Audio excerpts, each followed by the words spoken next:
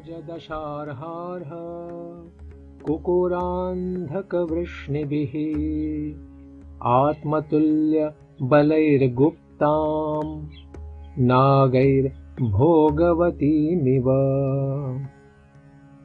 जिस प्रकार नागलोक की राजधानी भोगवती नागों के द्वारा रक्षित है, उसी तरह द्वारका की रक्षा कृष्ण के समान बलवान वृष्णि के वंशजों भोज, मधु, दशार्ह, अर्ह, कुकुर, अंधक इत्यादि द्वारा की जाती थी। नागलोक पृथ्वीलोक के नीचे स्थित है और ऐसा समझा जाता है कि यहाँ सूर्य की किरणें नहीं पहुंच पाती। असुर्या नामते लोका अंधेन तमसावृता। लेकिन उस लोक का अंधकार नागों अर्थात स्वर्गिक सर्पों के शिरों पर स्थित मणियों के प्रकाश से दूर होता है। यह भी कहा जाता है कि वहां पर नागों के भोग विलास के लिए सुंदर उद्यान, सरोवर आदि सब कुछ है। यहां पर यह भी कहा गया है कि यह स्थान नागरिकों द्वारा अच्छी तरह सुरक्षित है। उसी प्रकार द्वारकापुरी भी वृष्णि वंशियों द्वारा सुरक्षित थी, जो भगवान कृष्ण के ही समान शक्तिशाली थे। जहां तक इस धरती पर उनके शक्ति प्रदर्शन का संबंध था। सर्वर्तु सर्वविभवा पुण्यवृक्षलताश्रमैः उद्यानोपवनारामैर्वृत पद्माकरश्रियम्। द्वारकापुरी समस्त ऋतुओं के ऐश्वर्य से पूर्ण थी। उसमें सर्वत्र आश्रम, उद्यान, पुष्पोद्यान, पार्क तथा कमलों से परिपूर्ण जलाशय थे। मानव सभ्यता की पूर्णता प्रकृति के वरदानों का सदुपयोग उनके सहज रूप में करने से संभव बनाई जा सकती है। जैसा कि द्वारका के ऐश्वर्य के वर्णन से प्रकट है। उसके चारों ओर पुष्पोद्यान तथा फलों के बगीचे थे और जलाशय भी, जो कमलों से परिपूर्ण थे। यहाँ पर किसी मील तथा कसाई घर के बल पर चलने वाली फैक्ट्री का उल्लेख नहीं है, जो आधुनिक महानगरों के लिए आवश्यक साज सामग्री बनी है। फिर भी आधुनिक सुसंस्कृत मनुष्य के अंतःकरण में भी प्रकृति के वरदानों का उपयोग करने की रुचि बरकरार है। आधुनिक सभ्यता के अग्रणी अपने निजी आवासों को ऐसे स्थानों में बनाते हैं जहां सुंदर बगीचे तथा जलाशय हो, लेकिन सामान्य व्यक्तियों को वे पार्कों तथा बगीचों से रहित दमघोटू स्थानों में रहने के लिए छोड़ देते हैं। लेकिन यहाँ पर हमें द्वारकापुरी का सर्वथा भिन्न वर्णन प्राप्त होता है। ऐसा लगता है कि सारा धाम ऐसे उद्यानों तथा पार्कों एवं कमलों से परिपूर्ण जलाशयों द्वारा घिरा हुआ था। ऐसा लगता है कि सारे लोग प्रकृति द्वारा प्रदत्त फूलों तथा फलों पर निर्भर थे और वहां ऐसे उद्योग नहीं थे जो गंदी बस्ती तथा झुग्गी झोपड़ियां बढ़ावा देते हों।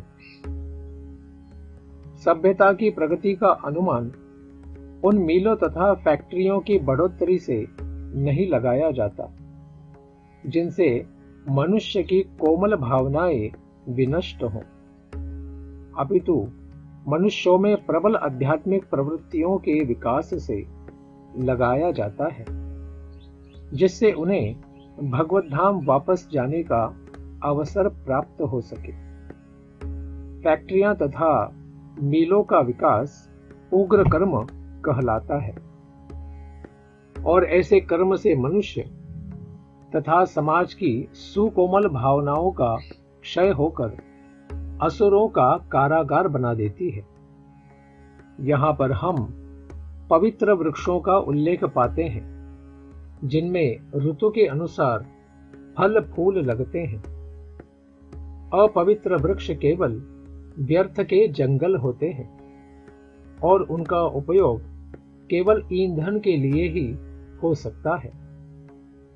आधुनिक सभ्यता में ऐसे अपवित्र वृक्षों को सड़क के दोनों किनारों पर रोपा जाता है। मानव शक्ति का सदुपयोग सुकोमल भावनाओं के विकास के लिए ही होना चाहिए, जिससे आध्यात्मिक ज्ञान प्राप्त हो सके और इसी में जीवन का समाधान प्राप्त होता है।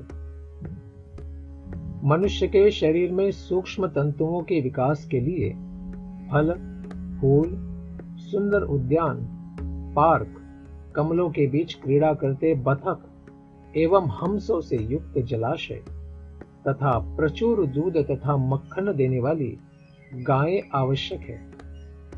इसके विपरीत कारागार तुल्य खाने, फैक्ट्रियां तथा कार्यशालाएं श्रमिक वर्ग में आसुरी प्रवृत्तियों को जन्म देती हैं। श्रमिक वर्ग के बल पर ही शोषण को प्रश्रय मिलता है। फलस्वरूप उनमें अनेक प्रकार के उग्र संघर्ष होते रहते हैं। द्वारका धाम का वर्णन मानवीय सभ्यता के लिए एक आदर्श प्रस्तुत करता है। गोपुर द्वार मार्गेषु कृत कौतुक तोरणाम चित्र ध्वज पताकाग्रैर अंत प्रतिहता तपाम। भगवान के स्वागतार्थ नगर का द्वार, घरों के दरवाजे तथा सड़कों के किनारे झंडियों से सजे बंधनवार बहुत ही सुंदर ढंग से केले के वृक्षों तथा आम की पत्तियों जैसे मांगलिक प्रतीकों से सजाए गए थे। झंडियां, फूल मालाएं तथा चित्र विचित्र संकेत एवं लिखे गए सुवाक्य धूप को अवरुद्ध कर रहे थे। विशेष उत्सवों की सजावट के लिए प्रतीक भी प्रकृति के उपहारों से केले के वृक्षों, आम के वृक्षों, फूलों तथा फलों से लिए गए थे। आज भी आम्र वृक्ष, नारियल तथा कदली वृक्षों को मांगलिक प्रतीक माना जाता है। ऊपर जिन झंडियों का उल्लेख हुआ है, उन सभी में भगवान के इन दो महान सेवक गरुड़ अथवा हनुमान के चित्र अंकित थे। अब भी ऐसे चित्र तथा अलंकरण भक्तों द्वारा पूजित है और भगवान की तुष्टि के लिए सेवक को अधिक सम्मान प्रदान किया जाता है। और रस्तों के ऊपर क्या किया गया था?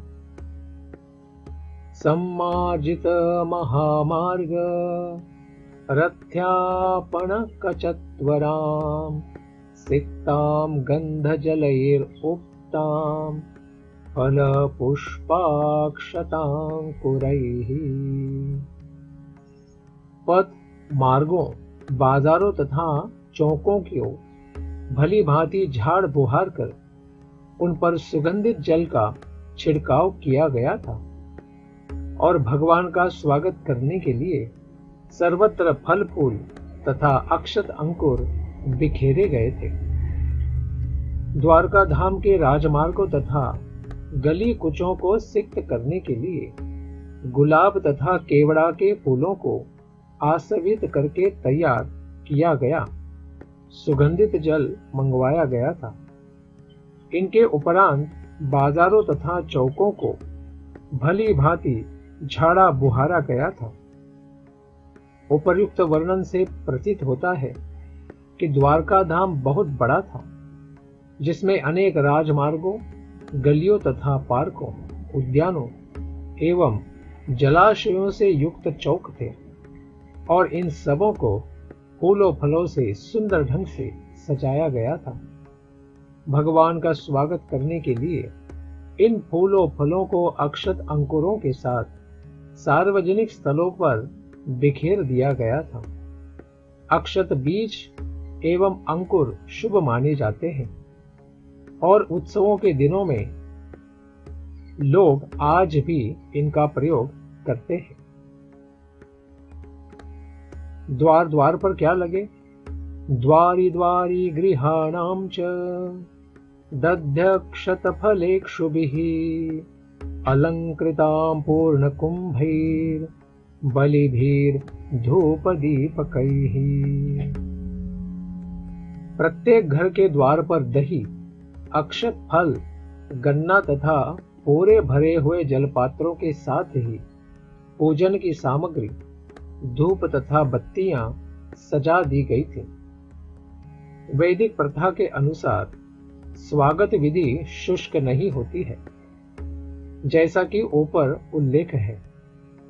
स्वागत के लिए केवल राजमार्ग तथा गली कूचे ही नहीं सजाए गए थे, अपितु अपने अपने सामर्थ्य के अनुसार आवश्यक वस्तुओं जैसे धूप, दीप, फूल, मिठाई तथा स्वादिष्ट खाद्यों द्वारा भगवान की पूजा भी की गई थी। ये सभी वस्तुएं भगवान को अर्पित की गईं और वहां पर एकत्र नागरिकों में प्रसाद वितरित किया गया। अतएव यह आज के शुष्क स्वागत जैसा नहीं था। प्रत्येक घर भगवान का ऐसा स्वागत करने के लिए प्रस्तुत था। अतएव राजमार्गों तथा गली कूचों के घर घर में ऐसा प्रसाद नागरिकों को बांटा गया और यह समारोह सफल रहा। प्रसाद वितरण के बिना कोई भी उत्सव पूरा नहीं होता और यही वैदिक संस्कृति की शैली है। निशम्य पृष्ठमायान्तं वसुदेवो महामनः अक्रूरश्चोग्रसेनश्च रामश्चाद्भुतविक्रमः प्रद्युम्नश्चारुदेष्णश्च साम्बो जाम्बवती सुतः प्रहर्षवेगोच्छ्वसित शयनासन भोजनाः। यह सुनकर कि परम प्रिय कृष्ण द्वारका धाम पहुंच रहे हैं, महामना वसुदेव, अक्रूर, उग्रसेन, बलराम जी, प्रद्युम्न, चारुदेष्ण तथा जाम्बवती पुत्र सांब सभी इतने प्रसन्न हुए कि उन्होंने लेटना, बैठना तथा भोजन करना भी छोड़ दिया। वसुदेव राजा शूरसेन के पुत्र, देवकी के पति तथा श्री कृष्ण के पिता हैं। ये कुंती के भाई तथा सुभद्रा के पिता थे। सुभद्रा अपने ममेरे भाई अर्जुन को ब्याही गई थी और यह प्रथा आज भी भारत के कुछ भागों में प्रचलित है। वसुदेव को राजा उग्रसेन के मंत्री के रूप में नियुक्त किया गया था और बाद में उन्होंने उग्रसेन के भाई देवक की 8 कन्याओं के साथ विवाह किया। देवकी उनमें से एक थी। कंस उनका साला था और वसुदेव ने स्वेच्छा से ही कंस का बंदी बनना इस शर्त पर स्वीकार किया कि वे देवकी का 8वां पुत्र उसे दे देंगे। लेकिन कृष्ण की इच्छा से यह विफल रहा। पांडवों के मातुल के रूप में उन्होंने पांडवों के समस्त संस्कारों से सक्रिय भाग लिया। उन्होंने शतशृंग पर्वत पर कश्यप पुरोहित को बुलवाया और सारे कृत्य संपन्न करवाए। कृष्ण जब कंस के बंदी गृह के भीतर प्रकट हुए तो वसुदेव ने उन्हें कृष्ण के पालक पिता नंद महाराज के घर गोकुल पहुंचाया। वसुदेव का तिरोधान होने के पूर्व कृष्ण बलदेव सहित अंतर्धान हो गए और वसुदेव के तिरोधान के बाद अर्जुन, वसुदेव के भांजे, इन्होंने भी दाह संस्कार उनका किया था। अक्रूर जी वृष्णिकुल के ये सेनापति तथा भगवान कृष्ण के महान भक्त रहे। उन्होंने एकमात्र स्तुति की एकाकी विधि द्वारा भगवत भक्ति में सफलता प्राप्त की। वे अहुक की पुत्री सूतनी के पति थे।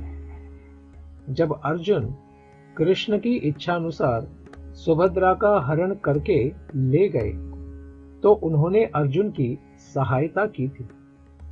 सुभद्रा का सफलतापूर्वक हरण होने के बाद कृष्ण तथा अक्रूर दोनों ही उसे मिलने गए और इस घटना के बाद अर्जुन को दहेज दिया। सुभद्रा के पुत्र अभिमन्यु का जब महाराज परीक्षित की माता उत्तरा के साथ विवाह हो रहा था तब भी अक्रूर उपस्थित थे।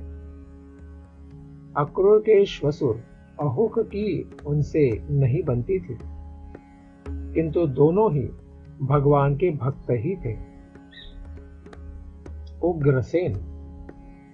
उग्रसेन वृष्णिकुल के सर्वाधिक पराक्रमी राजाओं में से एक और महाराज कुंती भोज के चचेरे भाई थे। इनका दूसरा नाम अहुक था। वसुदेव इनके मंत्री थे और शक्तिशाली कंस इनका पुत्र। इसी कंस ने अपने पिता को बंदी बनाया और स्वयं मथुरा का राजा घोषित कर दिया था। भगवान कृष्ण तथा उनके भाई भगवान बलराम जी की कृपा से कंस मारा गया और उग्रसेन पुनः राज सिंहासन पर बैठाए गए। जब शाल्व ने द्वारकापुरी पर आक्रमण किया था तो उग्रसेन वीरता से लड़े और उन्होंने शत्रु को पीछे हटा दिया। उग्रसेन ने नारद जी से भगवान श्री कृष्ण की अलौकिकता के विषय में जिज्ञासा की थी। जब यदुवंश का विनाश होना था तो उग्रसेन को सांब के गर्भ से उत्पन्न लोह पिंड सौंपा गया था। इन्होंने लोह पिंड को खंड खंड करके इसको घिस घिस कर द्वारका के समुद्र तट पर समुद्र जल में मिला दिया था। तत्पश्चात उन्होंने द्वारकापुरी के भीतर तथा राज्य में मद्यपान की पूर्ण मनाही कर दी थी। मृत्यु के पश्चात उन्हें भगवत धाम प्राप्त हुआ था। बलदेव जी ये वसुदेव की पत्नी रोहिणी के गर्भ से प्रकट हुए एक अलौकिक पुत्र थे। इन्होंने रोहिणी नंदन अर्थात रोहिणी के प्रिय पुत्र भी नाम से ख्याति पाई है। जब वसुदेव ने कंस से पारंपरिक समझौता करके कारावास स्वीकार कर लिया था तब बलराम को रोहिणी समेत नंद महाराज को सौंप दिया गया था। अतएव नंद महाराज बलदेव तथा भगवान कृष्ण दोनों के पालक पिता थे। सौतेले भाई होते हुए भी कृष्ण तथा बलराम बचपन से ही निरंतर एक साथ ही रहते थे। वे भगवान कृष्ण के स्वांश हैं, अतएव वे कृष्ण के ही समान उत्तम तथा शक्तिमान हैं। वे विष्णु तत्व यानी ईश्वर तत्व की श्रेणी में हैं। वे कृष्ण के साथ द्रौपदी के स्वयंवर में गए थे। जब श्री कृष्ण की सुनियोजित योजना से अर्जुन द्वारा सुभद्रा का हरण किया गया था तब बलदेव जी अर्जुन पर अत्यधिक क्रुद्ध हुए थे और तत्काल उनका वध कर देना चाहते थे। लेकिन भगवान श्री कृष्ण अपने प्रिय मित्र के लिए बलदेव जी के चरणों पर गिर पड़े और उन्हें इतना क्रुद्ध न होने की विनती की। तब कहीं बलदेव जी तुष्ट हुए थे। इसी प्रकार वे एक बार कौरवों से भी क्रुद्ध हुए थे और वे उनकी सारी नगरी हस्तिनापुर को यमुना नदी में फेंक देना चाहते थे, लेकिन कौरवों ने उनके चरण कमलों में शरण लेकर उन्हें प्रसन्न किया था। वास्तव में वे कृष्ण के जन्म के पूर्व देवकी के सातवें पुत्र थे, लेकिन कंस के क्रोध से बचने के लिए वे रोहिणी के गर्भ में स्थानांतरित कर दिए गए थे। अतएव उनका अन्य नाम संकर्षण है, जो श्री बलदेव के स्वांश भी है। चूंकि वे कृष्ण के ही समान शक्तिशाली हैं और भक्तों को आध्यात्मिक शक्ति प्रदान करने वाले हैं, अतएव वे बलदेव कहलाते हैं। वेदों में भी आदेश है कि बिना बलदेव की कृपा प्राप्त किए कोई भगवान को नहीं जान सकता। बल का अर्थ है भौतिक शक्ति नहीं, अपितु आध्यात्मिक शक्ति। कतिपय अल्पज्ञ लोग बल को शारीरिक बल मानते हैं, लेकिन शारीरिक बल से किसी को आत्म साक्षात्कार नहीं हो सकता। शारीरिक शक्ति का अंत भौतिक शरीर के ही साथ हो जाता है, लेकिन आध्यात्मिक बल तो जन्म जन्मांतर तक आत्मा के साथ साथ ही जाता है। अतएव बलदेव जी द्वारा प्रदत्त किया गया बल कभी व्यर्थ नहीं जाता। यह बल शाश्वत होता है और इस प्रकार बलदेव जी समस्त भक्तों के आदि गुरु हैं। श्री बलदेव और भगवान श्री कृष्ण सांदीपनी मुनि के शिष्य रहे और सुदामा के सहपाठी भी। उन्होंने बचपन में कृष्ण के साथ मिलकर अनेक असुरों का संहार किया, जिसका श्रवण हम 10वें स्कंद में करेंगे। और विशेष रूप से उन्होंने तालवन में धेनुकासुर का और उसके मित्रों का वध किया था। कुरुक्षेत्र के युद्ध में वे तटस्थ बने रहे और भरसक प्रयत्न करते रहे कि युद्ध न हो। वे दुर्योधन के पक्षपाती थे, क्योंकि दुर्योधन ने उनसे गदा युद्ध सीखा था, तो भी वे तटस्थ बने रहे। जब दुर्योधन तथा भीमसेन के बीच गदा युद्ध हुआ, तो भी वे वहां उपस्थित थे। जब भीमसेन ने दुर्योधन की जांघ पर या कमर के नीचे प्रहार किया, तो वे उससे क्रोधित हुए थे और इस अनुचित कार्य का बदला लेना चाहते थे। लेकिन भगवान श्री कृष्ण ने भीम को उनके क्रोध से बचाया। लेकिन भीमसेन से अरुचि उत्पन्न होने से उन्होंने तुरंत उस स्थान को छोड़ दिया और उनके जाते ही दुर्योधन मृत्यु को प्राप्त होने के लिए भूमि पर गिर पड़ा। उन्होंने अर्जुन के पुत्र अभिमन्यु का अंतिम संस्कार किया, क्योंकि वे उसके मामा थे। उस समय सारे पांडव इतने शोक संतप्त थे कि यह संस्कार करना उनके वश की बात न थी। अंतिम अवस्था में उन्होंने अपने मुख से एक महान श्वेत सर्प को उत्पन्न करके इस जगत से प्रयाण किया और इस प्रकार वे शेषनाग द्वारा सर्प के रूप में ले जाए गए। प्रद्युम्न ये कामदेव के अथवा अन्यों के अनुसार सनत कुमार के अवतार थे और परमेश्वर श्री कृष्ण तथा द्वारका की महारानी लक्ष्मी देवी अर्थात श्रीमती रुक्मिणी के पुत्र के रूप में प्रकट हुए थे। वे उनमें से एक थे जो अर्जुन को सुभद्रा से ब्याह के बाद बधाई देने गए थे। वे उन प्रधान सेनापतियों में से एक थे जिन्होंने शाल्व से युद्ध किया था और युद्ध भूमि में उससे लड़ते लड़ते वे थोड़े मूर्छित से हो गए थे।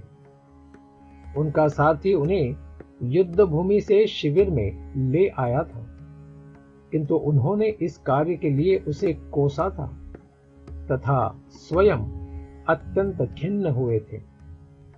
किंतु उन्होंने पुनः शाल्व से युद्ध किया था और विजयी भी हुए थे।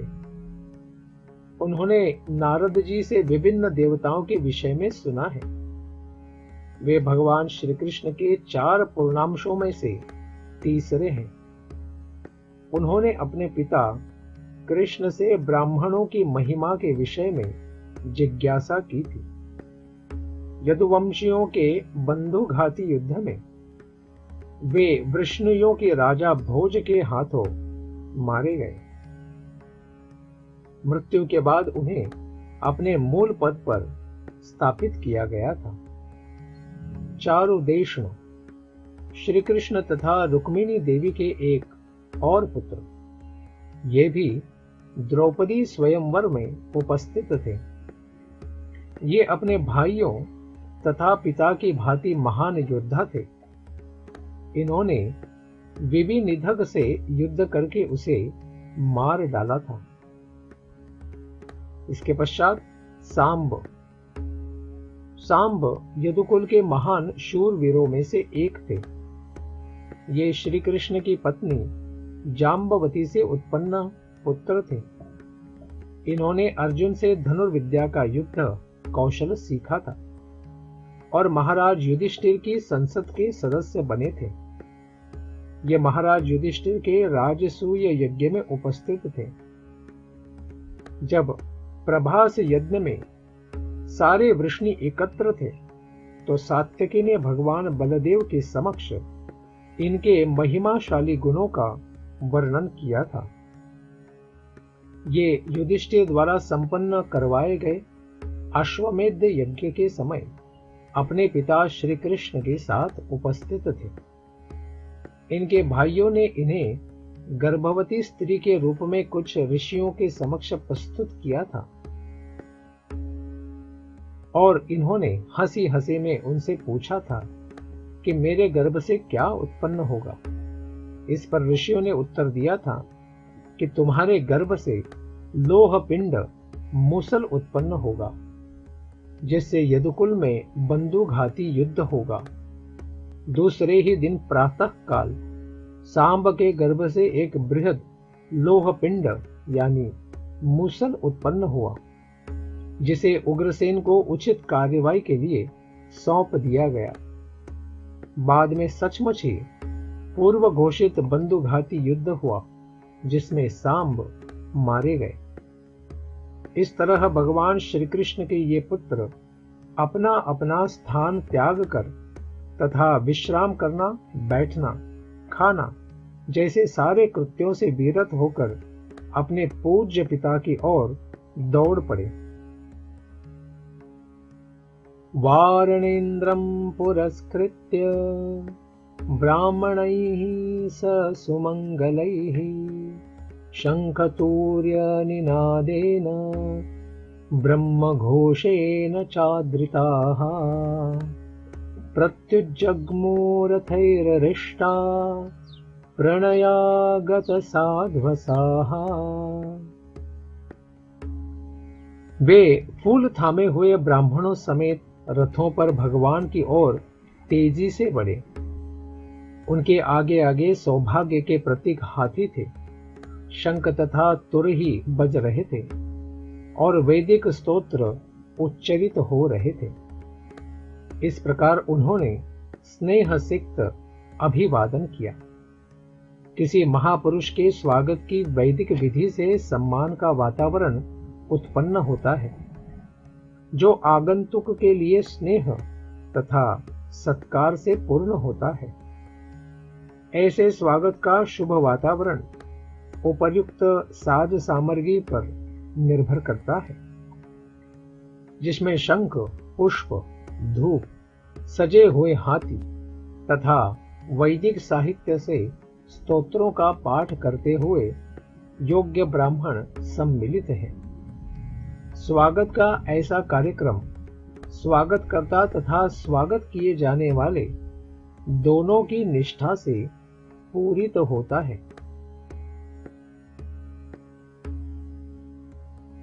और कौन लोग आए थे भगवान का दर्शन करने? वार मुख्याश्च शतशो यानैस्तद्दर्शनोत्सुकाः लसत कुंडल निर्भात कपोल वदन श्रियः। उसी समय सैकड़ों विख्यात वेश्याएं विविध सवारियों पर आरूढ़ होकर आगे बढ़ चली। वे सभी श्री भगवान से मिलने के लिए अत्यंत उत्सुक थी और इनके सुंदर मुखमंडल चमचमाते कुंडलों से सुशोभित थे, जिनके कारण उनके ललाट की शोभा बढ़ रही थी। यदि वेश्याएं भगवत भक्त हों तो हम उनसे भी घृणा नहीं कर सकते। आज भी भारत के बड़े बड़े नगरों में ऐसी अनेक वेश्याएं हैं जो भगवान की निष्ठावान भक्त हैं। समय के फेर से किसी को ऐसा पेशा ग्रहण करना पड़ जाता है जो समाज में सम्मानित न हो, लेकिन इसके कारण भगवत भक्ति करने में कोई व्यवधान नहीं आता। भगवान की भक्ति समस्त परिस्थितियों में बेरोक टोक रहती है। इस वर्णन से ज्ञात होता है कि आज से 5000 वर्ष पूर्व द्वारका जैसे नगर में भी, जहां स्वयं भगवान श्री कृष्ण निवास कर रहे थे, वेश्याएं रहती थी। इसका अर्थ यह है कि समाज के समुचित निर्वाह के लिए वेश्याएं भी आवश्यक अंग है। सरकार शराब की दुकानें खोलने देती है तो इसका अर्थ यह नहीं है कि सरकार मदिरा पान को प्रोत्साहित करती है। भाव यह है कि लोगों का एक ऐसा वर्ग है जो किसी भी कीमत पर मदिरा पान करेगा ही, और ऐसा अनुभव भी है कि मद्य निषेध से बड़े बड़े शहरों में शराब की तस्करी को बढ़ावा ही मिला है। इसी प्रकार जो व्यक्ति घरों में संतुष्ट नहीं हो पाते, उन्हें ऐसी छूट की अपेक्षा रहती है, और यदि वेश्याएं न हो तो ऐसे निम्न लोग दूसरों को वेश्यावृत्ति के लिए प्रेरित करेंगे। अच्छा हो कि वेश्याएं बाजार में ही उपलब्ध हों, जिससे समाज की पवित्रता कायम रहे। लेकिन आजकल बाजार ही शहरों के अंदर बैठे हैं। समाज के अंदर वेश्यावृत्ति को प्रोत्साहन देने की अपेक्षा वेश्या वर्ग को बनाए रखना अच्छा होगा। वास्तविक सुधार तो सभी लोगों को भगवत भक्त बनने के लिए प्रबुद्ध करना है, जिससे जीवन के समस्त पतनोन्मुख कारकों पर रोक लगे। विष्णु स्वामी वैष्णव संप्रदाय के महान आचार्य श्री बिल्व मंगल ठाकुर अपने गृहस्थ जीवन में एक वेश्या के प्रति अत्यधिक आसक्त थे, जो भगवान की भक्त थी। एक रात जब घनघोर वर्षा हो रही थी, तब बिजली कड़क रही थी, तो उसी में बिल्व मंगल ठाकुर चिंतामणि वेश्या के घर पहुंचे। वह एकदम आश्चर्यचकित थी कि ऐसी भयानक रात्रि में बाढ़ से उफनती नदी को पार करके ठाकुर कैसे यहां आ गए। उसने बिल्व मंगल ठाकुर से कहा कि उस नगण्य स्त्री के हाड़ मांस के प्रति उनका जो आकर्षण है, यदि उसे भगवत भक्ति में भगवान की दिव्य सुंदरता के प्रति लगाया जाता तो कितना अच्छा होता। यह ठाकुर के लिए परीक्षा की घड़ी थी और वे वेश्या के वचनों से आत्म साक्षात्कार की ओर मुड़ गए। बाद में उन्होंने उस वेश्या को अपना शिक्षा गुरु माना और उन्होंने अपने काव्य में कई स्थलों पर चिंतामणि के नाम का गुणगान भी किया है, जिसने उन्हें सही मार्ग दिखलाया। कहा जाता है कि वे बाद में बिल्व मंगल ठाकुर वृंदावन में रहे और 800 साल तक भगवान का निरंतर सानिध्य पाते रहे। भगवत गीता में भगवान स्वयं कहते हैं, हे प्रथापुत्र, निम्न कुल में उत्पन्न चंडाल, नास्तिकों के वंश में उत्पन्न मनुष्य तथा वेश्याएं तक भी जीवन की पूर्णता प्राप्त करेंगे, यदि वे भगवान को अनन्य भाव से आश्रय ग्रहण करते हैं, क्योंकि भक्तिमय सेवा के मार्ग में नीच कुल में जन्म तथा वृत्ति अवरोधक नहीं है। यह मार्ग उन सब के लिए खुला है जो उसका अनुगमन करना चाहते हैं। ऐसा प्रतीत होता है कि द्वारका की वेश्याएं जो भगवान से मिलने के लिए इतनी उत्सुक थी, उनकी अनन्य भक्त थी, और इस तरह भगवत गीता के उपरोक्त वचन के अनुसार वे सभी मोक्ष के पथ पर थी। अतएव समाज में जिस एकमात्र सुधार की आवश्यकता है वह है सारे नागरिकों को भगवत भक्त बनाना। इस तरह उनमें स्वर्ग के निवासियों के समस्त सद्गुण स्वतः ही आ जाएंगे। दूसरी ओर जो अभक्त है उनमें एक भी सद्गुण नहीं होता है, भले ही भौतिक दृष्टि से वे कितने ही उन्नत क्यों न लगे। अंतर इतना ही है कि भगवत भक्त मोक्ष के पथ पर अग्रसर होते हैं, लेकिन अभक्त तो भवबंधन में अधिकाधिक उलझने के मार्ग पर ही होते हैं। सभ्यता की प्रगति की कसौटी यह है कि लोग मोक्ष के मार्ग के लिए शिक्षित हैं या नहीं, और उस पर अग्रसर है या नहीं। इनके साथ और कुछ लोग आए थे। नट नर्तक गंधर्वः सूतमागध वंदिनः गायन्ति चोत्तम श्लोक चरितान्यद्भुतानि च।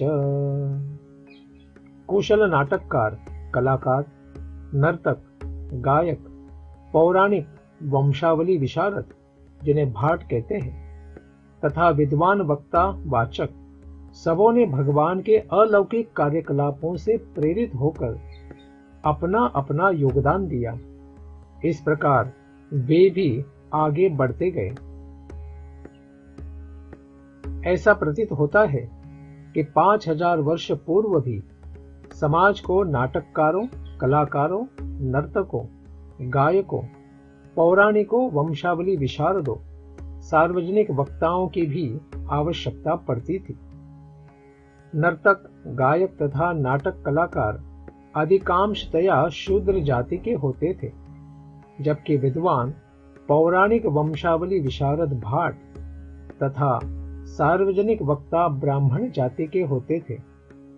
ये सभी किसी जाति विशेष से संबंधित होते थे और अपने अपने कुलों में इतने दक्ष हो जाते हैं।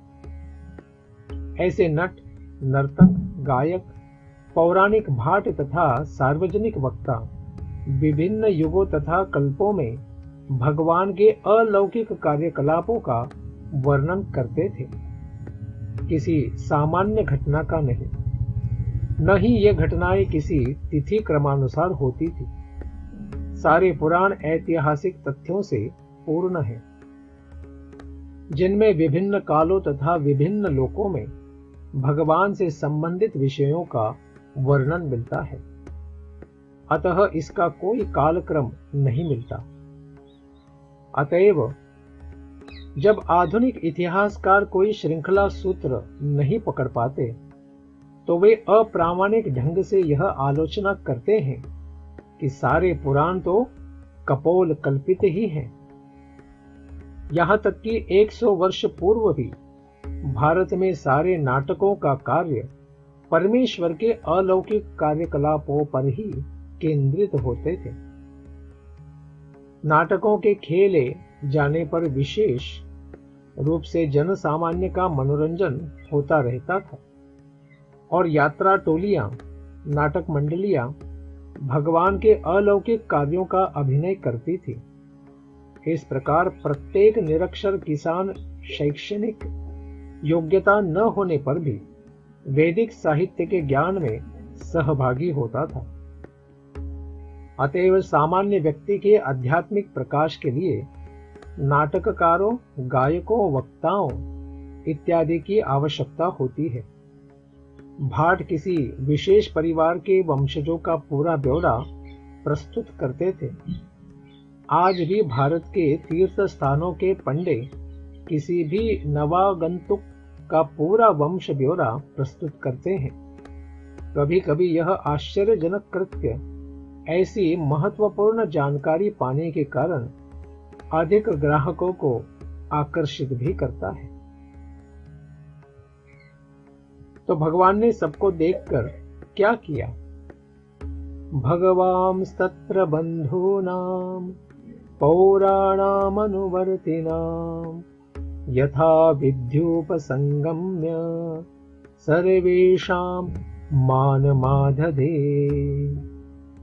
भगवान श्री कृष्ण उनके निकट गए और उन्होंने अपने समस्त मित्रों, संबंधियों, नागरिकों तथा उन समस्त लोगों को जो उन्हें लेने तथा स्वागत करने के लिए आए थे, यथा योग्य सम्मान तथा आदर प्रदान किया।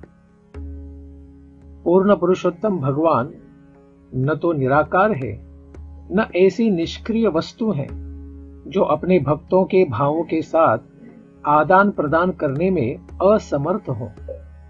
यहां पर यथाविधि शब्द महत्वपूर्ण है, जिसका अर्थ है यथा योग्य। वे अपने विभिन्न प्रकार के प्रशंसकों तथा भक्तों के साथ यथा योग्य आदान प्रदान करते हैं। निसंदेह शुद्ध भक्त एक ही तरह के होते हैं, क्योंकि भगवान के अतिरिक्त उनका कोई अन्य सेवा पात्र नहीं होता।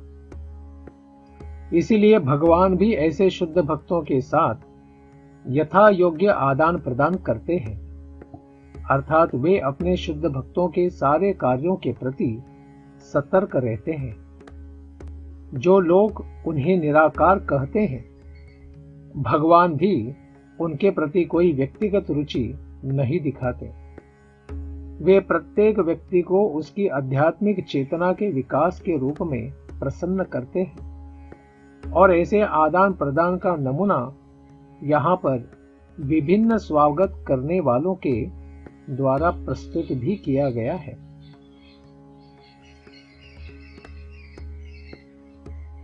प्रह्वाभिवादनाश्लैष करस्पर्श स्मितेक्षणैः आश्वास्य चाश्वपाकेभ्यो वरैश्चाभिमतैर्विभुः।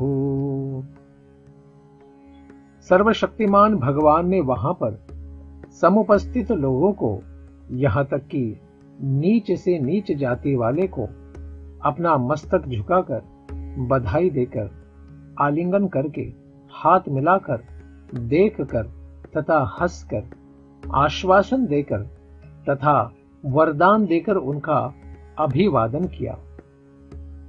भगवान श्री कृष्ण का स्वागत करने के लिए वहां सभी प्रकार के लोग थे, जैसे पिता वसुदेव, पितामह उग्रसेन तथा गुरु गर्ग मुनि, इनसे लेकर वेश्याएं तथा कुत्ते तक खाने वाले आदि चंडाल तक थे। भगवान ने इन सबों से उनके पद तथा प्रतिष्ठा के अनुसार उनका अभिवादन किया। शुद्ध जीवों के रूप में सारे लोग भगवान के भिन्नांश हैं और इस प्रकार अपने सनातन संबंध के कारण कोई उनसे पराया नहीं है। ऐसे शुद्ध जीव भौतिक गुणों के संदूषण के अनुसार भिन्न भिन्न वर्गों में श्रेणीबद्ध किए जाते हैं, लेकिन इन भौतिक श्रेणियों के बावजूद भगवान अपने समस्त भिन्नांशों पर समान रूप से वत्सल रहते हैं। वे इन भौतिकता में डूबे जीवों को अपने धाम वापस लौटने के लिए स्मरण दिलाने के लिए ही अवतरित होते हैं। और जो बुद्धिमान लोग हैं, वे भगवान द्वारा सभी जीवों को दिए गए इस अवसर का लाभ उठाते हैं। भगवान किसी को अपने धाम के लिए अयोग्य नहीं ठहराते। यह तो जीव पर ही निर्भर करता है कि वह इसे स्वीकार करे या नहीं। स्वयं च गुरुभिर्विप्रैः सदारैः स्तवीरैरपि आशीर्भिर्युज्यमानोऽन्यैर्वन्दिभिश्च विशत्पुरम्।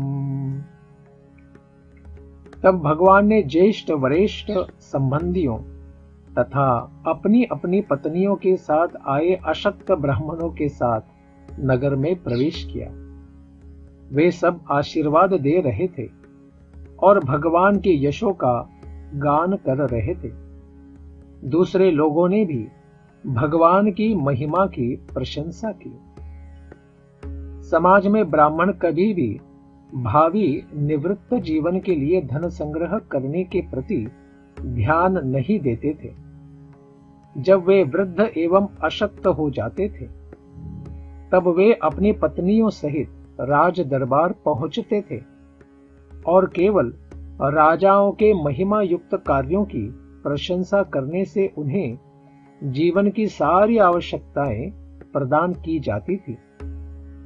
ऐसे ब्राह्मण राजा के चाटुकार नहीं होते थे, अपितु इससे राजाओं को वास्तव में यश मिलता था और इन ब्राह्मणों के सम्मान युक्त कार्यों से वे राजा पुण्य कर्मों को सच्चे दिल से करने के लिए और भी प्रोत्साहित होते थे।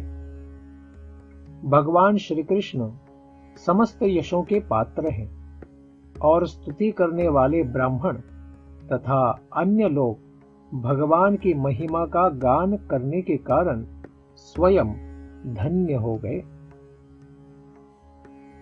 हरे कृष्ण कृष्ण कृष्ण हरे हरे, हरे राम राम राम हरे हरे।